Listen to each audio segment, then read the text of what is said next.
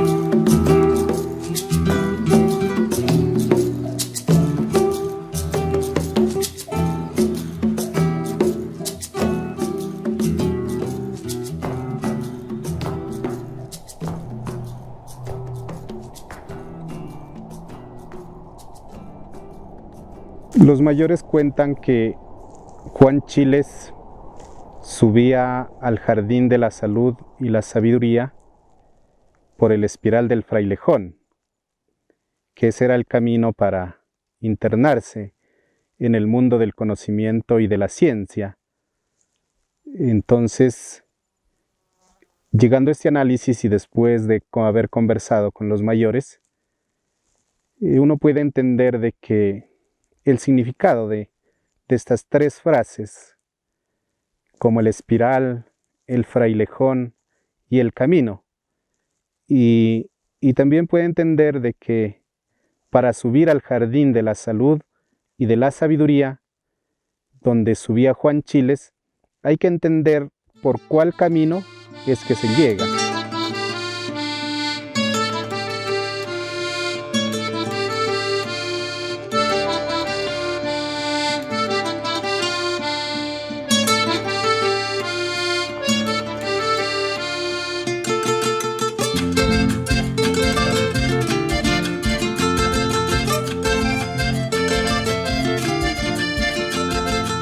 El páramo fue una parte importante desde la concepción de la comunidad indígena Pasco y particularmente de la comunidad indígena del Gran Cumbal, que es de donde vuelve a iniciar o vuelve a comenzar un punto desarrollándose así un proceso de historia por la recuperación del territorio de resguardo.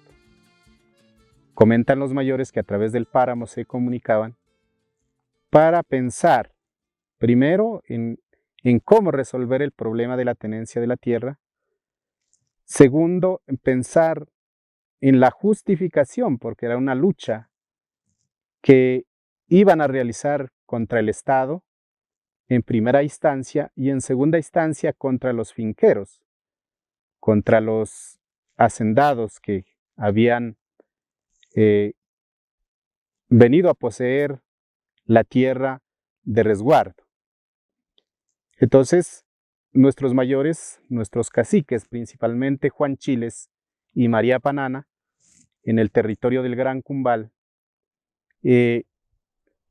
hicieron esos viajes hasta la Real Audiencia de Quito, otros hasta Popayán, a los archivos de las instituciones coloniales, a averiguar sobre el título de propiedad colectiva. Porque es importante decir de que en ese tiempo los gobiernos coloniales crean dos clases de títulos.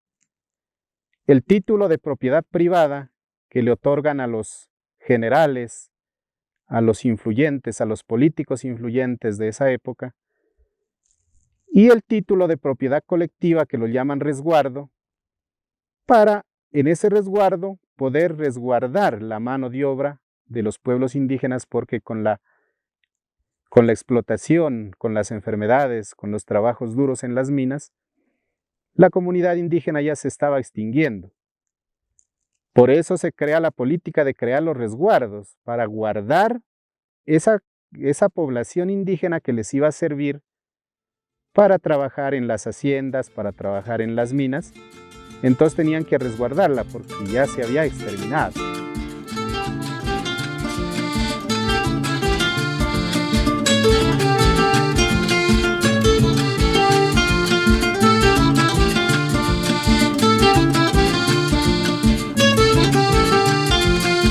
Bueno, aquí estamos como agradeciendo a la madre naturaleza, como este lindo lago que tenemos aquí, frente al lado de la puerta. Por eso hemos venido a agradecerle y seguiremos agradeciéndole a todos este palmito que nos ha dado vida a la comunidad indígena como de Chiles y de Panán.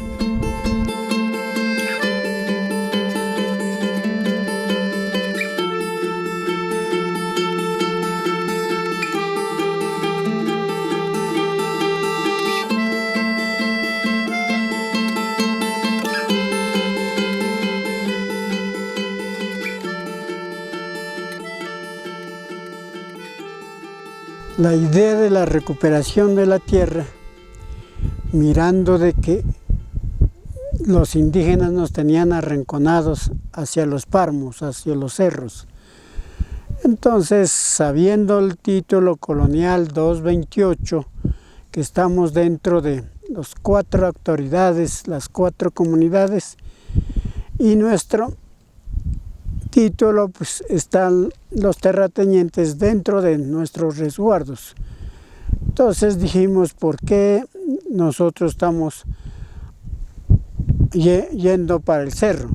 Sabiendo que esas tierras han sido nuestras, han sido de nuestros caciques como Juan Chiles, Graciana Yaguarana, Micaela Chiles Coatinaza, quien lo ha defendido y se ha posicionado en el sitio Los Baños de Aguas Termales.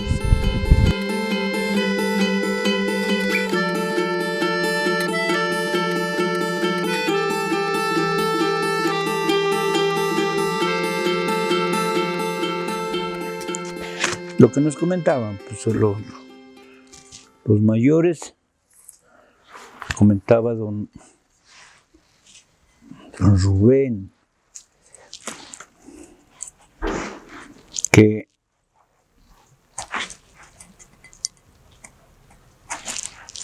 en el peito de la montaña ya era como 30 años de pleito con abogado. Y entonces decía que un día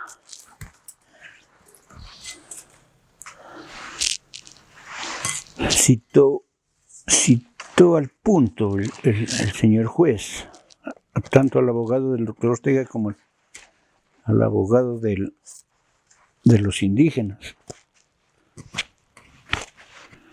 Y ya el juez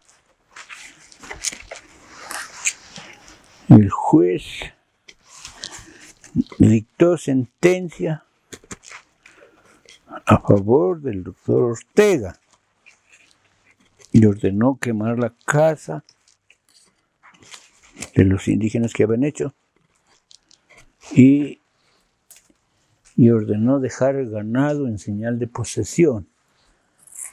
Entonces perdieron el pleito. Ya que Final de Domingo le dio un garrotazo al doctor Ortega, creo que decían, conversaban. Eso ya un poco ya me he olvidado. Y entonces dijeron que decían que se habían venido, perdido el pleito, se habían venido. Y que acá en Panán se habían reunido. Pero creo que alguien mismo les orientaba, el abogado mismo. Les digo, ¿ustedes qué no tienen perros bravos? ¿Qué dijo? ¿Qué perro? ¿Cuál perros bravos? Es que roban las vacas. Así es que esas horas, digamos, ya se habían reunido y habían decidí ir a destruir ese ganado. Llegaron allá, algunas las enlazaron, se las trajeron, otras las cortaron y otras se corrieron, se fueron por abajo.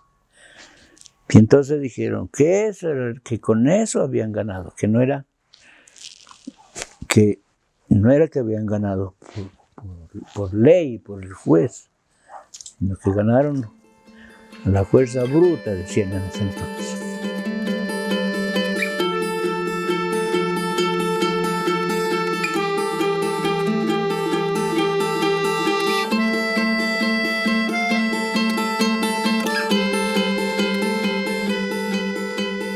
Ya nos habíamos reunido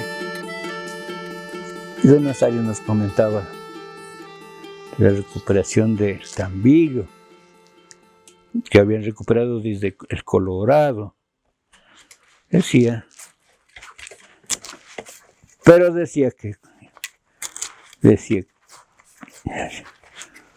y para abajo también van a recuperar, decía él, que él había estado perdido, de que esas tierras de las haciendas que habían, era por derecho mayor, nos pertenecían a nosotros. En 4 años que estuvimos y así nos reuníamos, pues no permanentes, sino lejos. Fuimos, como decir, aclarando la vista, porque la primera no veíamos nada. Estábamos en una oscuridad, la hijo de perra.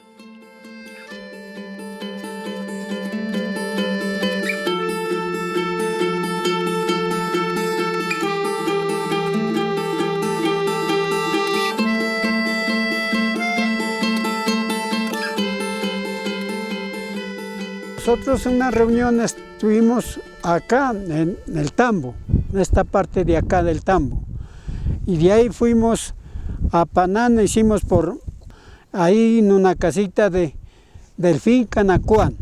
Allí nos reuníamos y discutíamos sobre los títulos coloniales. Como que nos importó, para entenderlo bien, como unos 2 o 3 años de estudio que le hicimos, para mirar si podíamos o no podíamos, pero ya estábamos recuperada la finca Marte, ya estaba.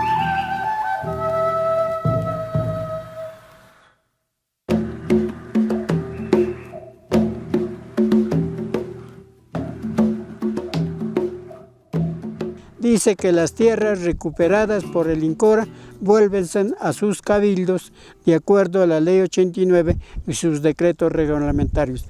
Entonces allí fue, como dice ya, que pudimos decirle que esa tierra era de nosotros.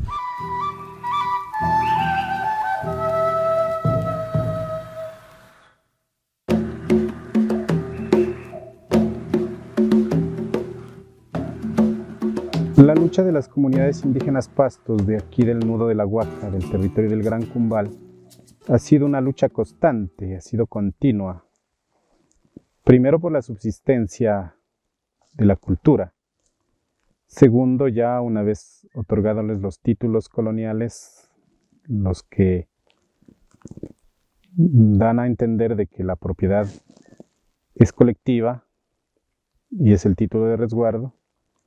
Y luego con la política de encomendación de los encomenderos, es una lucha constante por la defensa del territorio colectivo. Dentro de nuestro resguardo cuentan los mayores de que la lucha fue hasta por los páramos del Tambillo y de la Montañuela, de donde se pasaba, era el camino obligado para la interrelación del comercio con Mayasquer. Entonces esa lucha fue por en los años 30, 40, en esa década, donde hubo un pleito duro con los de apellido Ortega, donde la comunidad de Panán, con la inteligencia de muchas mujeres y muchos hombres sabedores del territorio, lograron recuperar este territorio de páramo, territorio de montaña.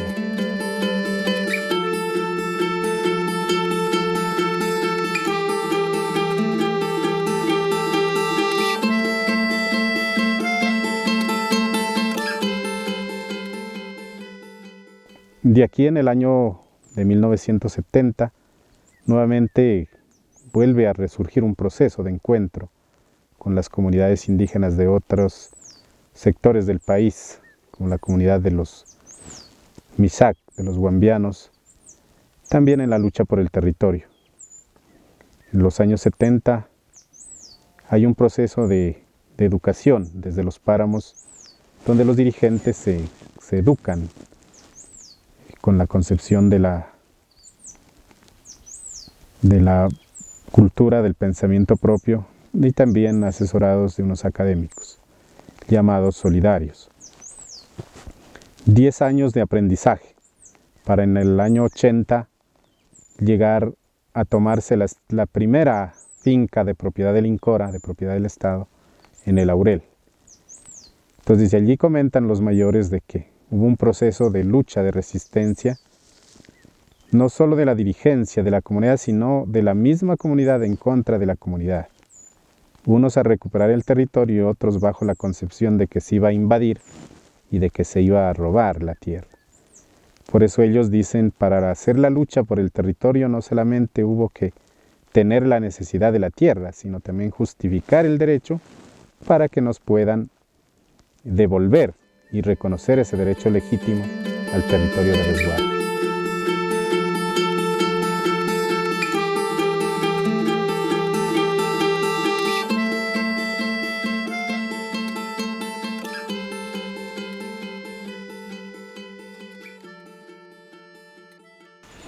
Hacían las reuniones escondidas de la gente.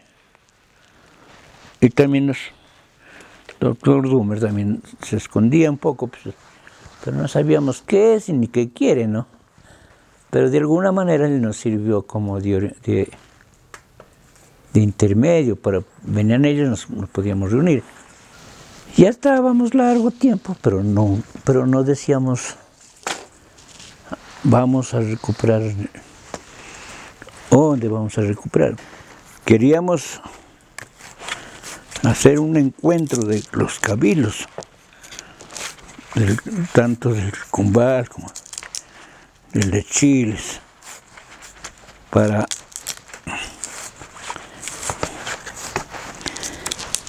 ver si es que podíamos, ahí ya no era invasión, sino podíamos unificarnos para recuperar el territorio.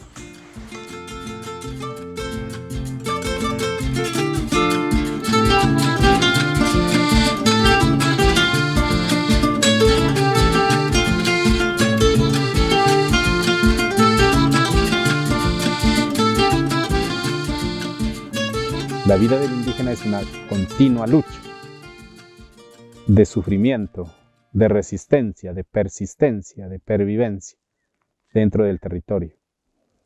Por eso dicen que somos como la hierba que crece entre las piedras. Cuando se la pisotea, se la maltrata, pero sigue aferrándose a la vida con esa tenacidad, con ese poder de la naturaleza. Porque los indígenas convivimos y compartimos con la naturaleza.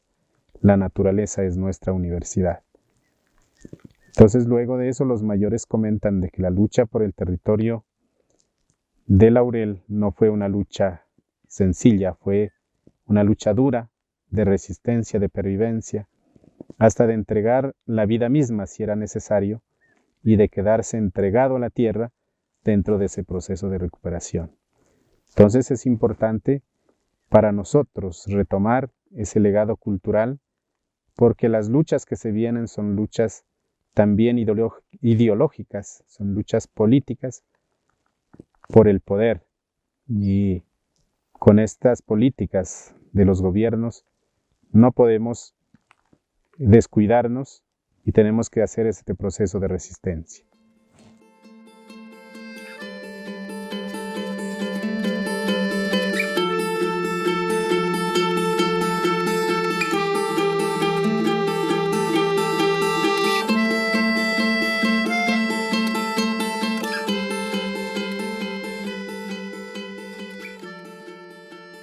Entonces la educación juega un papel fundamental.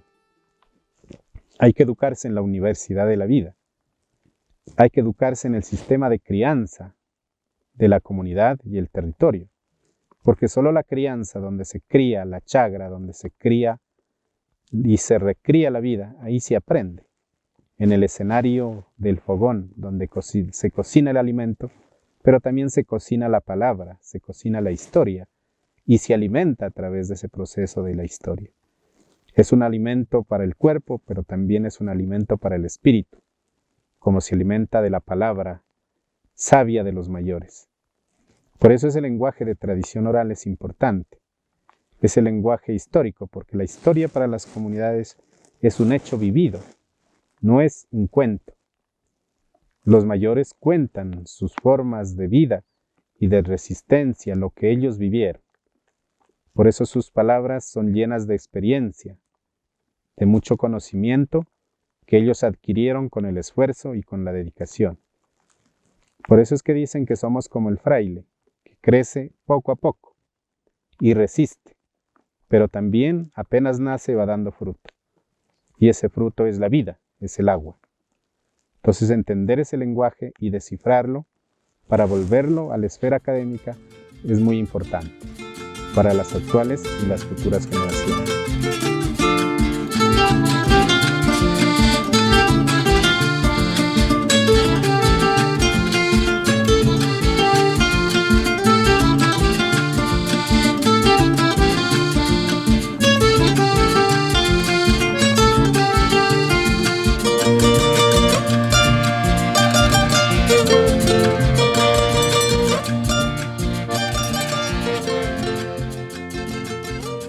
Para entender la autoridad y la autonomía, tenemos que remitirnos al territorio.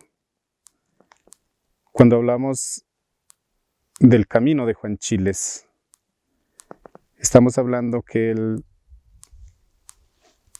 está en la interrelación con el territorio y la naturaleza, también con la comunidad y también con la autoridad mestiza, con la autoridad blanca. La autoridad indígena tiene su razón de ser porque se aprende de la comunidad, se aprende de la familia y se aprende del territorio. Entonces, en esa interrelación familia, comunidad y territorio se va tejiendo lo que llamamos la universidad de la vida, y que esa universidad de la vida está interrelacionada con la vivencia propia de cada territorio, de cada comunidad, en cada uno de los resguardos. Entonces, dentro de la autoridad, y sobre todo la autoridad indígena, se hace referencia a que hay 3 esferas, digamos, no tipos, sino 3 esferas de autoridad. La una es la autoridad natural de la comunidad, que es la máxima autoridad porque son quienes resisten la cultura, resisten los usos, las costumbres, las tradiciones, están en la comunidad. Entonces tienen una autoridad natural, un poder natural, que deviene de un espíritu, que es la fuerza divina, la fuerza del cosmos, esa fuerza cultural de resistencia y de existencia por siglos y siglos en estos territorios. Deseamos nosotros en la recuperación, con cabildo o sin cabildo, pero la tierra es nuestra. Un chile que encontraron en la plaza de Paná, con todos los chilenitos y los indios de Cumbal. Todos cogieron anzuelos y se fueron a pescar. Encontraron una paila del cacique de Cumbal. Encontraron una paila. La cultura es de todos. Ministerio de Cultura.